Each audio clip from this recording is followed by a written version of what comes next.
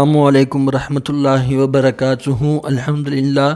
பள்ளிவாசல் இருக்க அந்த பகுதியில் இருக்கிற ஆண்கள் வீட்டில் தொழுகலாமா அப்படிங்கிற ஒரு கேள்வி.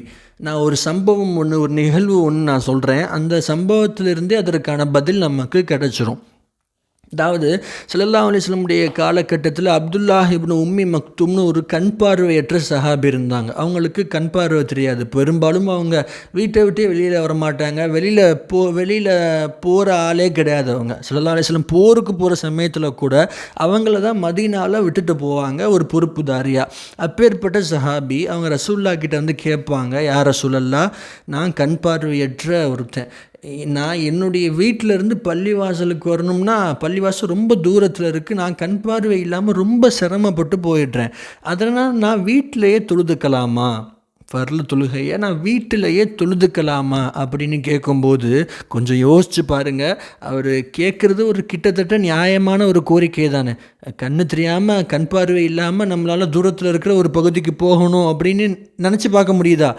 அது பாசிபிள் மாதிரியாக நமக்கு தோணுது இன்றைக்கி டைமில். இவ்வளோ ஒரு ஹார்டான ஒரு கஷ்டமான ஒரு காரியம் இல்லையா அது?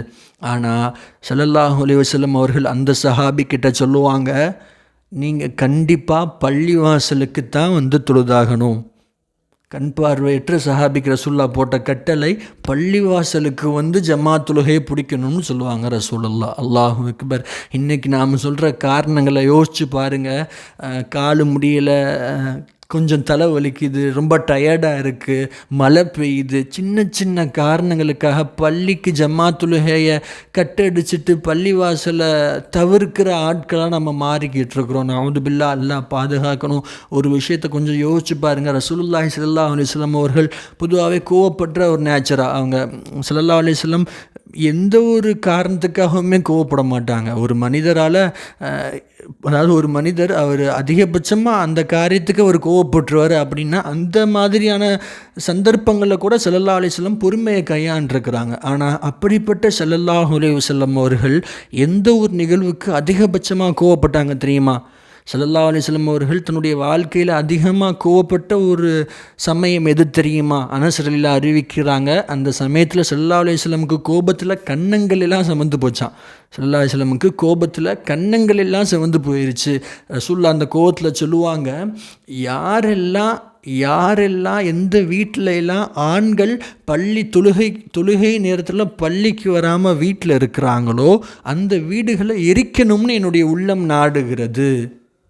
அல்லாஹு அக்பர். ஸல்லல்லாஹு அலைஹி வஸல்லம் அவர்கள் கோவப்படுறாங்கிறதே ஒரு பெரிய ஒரு ஆச்சரியம். அதில் ஸல்லல்லாஹு அலைஹி வஸல்லம் எப்படிப்பட்ட ஒரு வார்த்தையை சொல்லியிருக்கிறாங்க கோபத்தில்.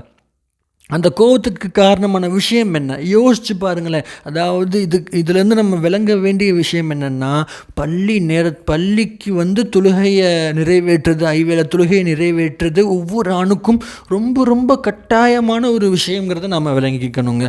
கண்டிப்பாக வரக்கூடிய நாட்களில் இன்ஷா அல்லாஹ் ஐவேளை தொழுகையையும் பள்ளியில் வந்து நிறைவேற்றக்கூடிய ஆண்மக்களாக நம்முடைய சமுதாயத்தை ஆக்குவானாக. அஸ்ஸலாமு அலைக்கும் ரஹ்மத்துல்லாஹி வபரகாத்துஹு.